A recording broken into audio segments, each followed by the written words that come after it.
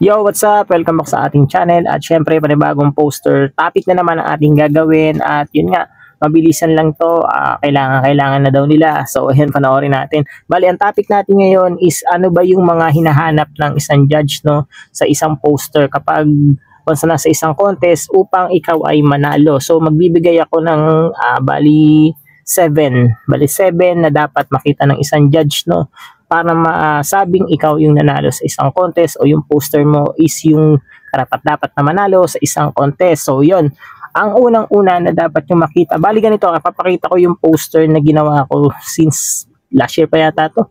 Ito yung nag-champion dito sa may barangay natin. No? Sumali lang ako na, wala lang, trippings ko lang sumali. No? So ito, kung nakita nyo na to, so yan, good luck.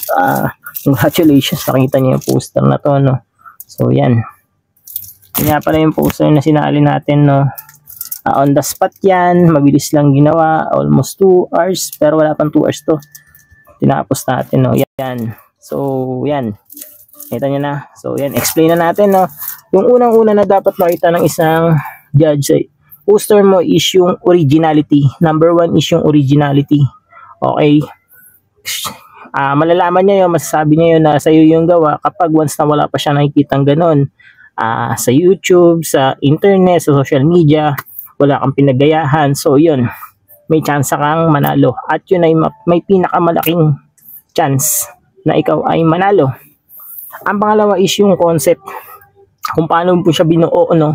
Kung pasok ba sa tema, yung poster mo. Hindi pwedeng yung kunwari nutrition month, may tema na ganito sa pipan, sama-samang nutrition, pero yung dinrawing mo lang is tao, tapos may gulay-gulay, prutas-prutas. So yun, medyo ano siya, medyo mababa yung percent na pwedeng manalo. Pero depende na lang din kung malinis, maayos yung pagkakagawa mo. Tapos ngayon, walang mas angat na poster sa ginawa mo. Tapos yun, next is yung pangatlo is yung layout. So yan, kung nahirapan kayo ng layout, meron tayong poster ideas no about sa mga layouts, panoorin nyo na lang, nasa YouTube channel natin. So yun yung isa sa pinaka-importante, no, yung layout, kung paano mo binuo, kung paano mo binigyan ng visualization yung pinaka-poster mo, no. Marami kasing atake ng layout na pwede mong gamitin. So yun, panoorin mo na lang sa channel ko, nandun yung videos. So next is yung pang-apat is yung creativity. Ayun, kung paano mo in-explain yung poster, yung theme, gamit yung mga elements ng isang poster, no, 'di ba? Yung mga ganun, para rin siyang gumagawa ka ng isang kwento, 'di ba? Gumagawa ka ng isang kwento na dapat kapag once na gumawa ka ng poster, na-express mo yung pinakakwento ng paksa ng poster, no, hindi basta-basta pwedeng gawa lang, makagawa lang o yun, makabuo lang. Kailangan pasok pa sa tema yung ginawa mo, no. So yun. Yung panglima is yung symbolism. Yun, isa sa mga hinahanap ng judge siya, napaka-importante ng mga symbolism. Example, buwan ng wika, tapos may nilagay kang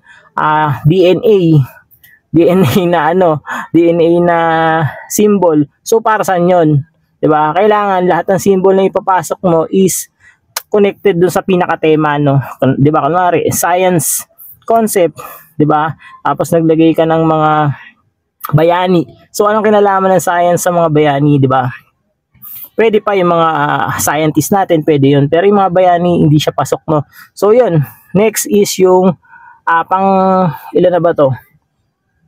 Pang-anim, tama, no? Pang-anim, ayan. Color harmony, napaka-importante ng color harmony. Diyan kasi makikita kung paano paano napaganda yung pinaka-poster mo after mong layout o mag-sketching, no. So yun, napaka-importante noon. Kunwari, once na dark, may light, may dark, may light, ganun. Tapos yung paano mo siya binigyan ng buhay, no, yung shadings na kailangan napaka-importante para mas mapaganda yung poster mo. Aralin niya yan, yung proper shading at saka yung color harmony. Hindi pwedeng kung ano yung kulay na magkakaparehas is magkakadikit-dikit, ganun. Yun, napaka-importante noon. Kailangan maayos, magandang tignan yung visual niya, diba? So yung pinakalas, ito na yung pinakalas, yung pang-pito is yung neatness nung pinaka-poster mo, malinis. Maraming ganyan no, na kunwari yung iba naman is maganda nga yung konsepto, maayos, pasok sa tema, pero kasi madumi.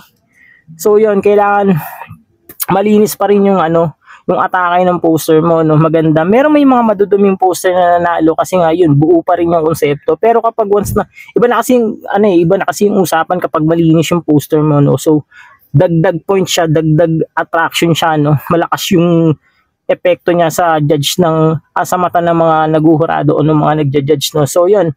Importante 'yon. So, yan. Dagdag ko lang pala yung yung kadalasang sinasama ng judge is yung visual impact. Ayun. Sa co-judge niya sa mga taong tumitingin sa paligid, may mga poster kasi na ganito no. May mga contest na ganito. Ilalatag nila yung mga poster. Tapos ang magagawin nila, parang tawag dito, titignan nila kung ano yung poster na mayat maya nilalapitan o binabalik-balikan, no, o yung talagang umaagaw ng pansin sa mga taong nasa paligid, no. Yun, nagiging dagdag puntos yun para sa poster na may tsansang manalo. So ayun, sana may natutunan kayo, sana gawin niyo yung mga tinuro kong ito na hinahanap ng judge sa isang contest, no, sa isang poster para manalo. Aralin niyo yan sa puso nyo. Tandaan nyo lagi na napaka-importante ng mga bagay na yan. Kung gusto mo talagang manalo, kasi hindi naman pwedeng sali ka ng poster, sali ka lang ng sali. So yun, yun. Tapos yun nga pala yung paggawa ng mga poster, no. Lagi nyo i-connecta sa tema. Hindi lang pwedeng basta makagawa lang. So yun, ganun siya. Hindi pwedeng, kunwari is, may ma-drawing lang. Tapos yun, huwag tayo mag-stick sa sa old style. Gawa tayo ng mga bago, 'di ba? Tapos kunwari may nakita kayong poster na alam niyo nang na-post na, may mga kilalang tao na naggumawa, ganyan, 'di ba? Gawa tayo ng bago, 'di ba? Maka-create tayo. Malupit tayo artist tayo. So 'yun, gawa tayo ng sarili nating estilo. Artwork ganyan. So yun lang, kung hindi ka pa nakasubscribe, pindutin mo yung subscribe button dyan, yung follow natin sa ating channel, sa mga channel natin, sa ating social media accounts. Yun, subaybayan nyo pa yung mga videos na i-upload natin. Maraming salamat. Marami pa tayong i-upload na topic, no. So yun, stay lang kayo dyan, manood lang kayo at matuto. So yun lang, maraming salamat sa panonood. Thank you and God bless.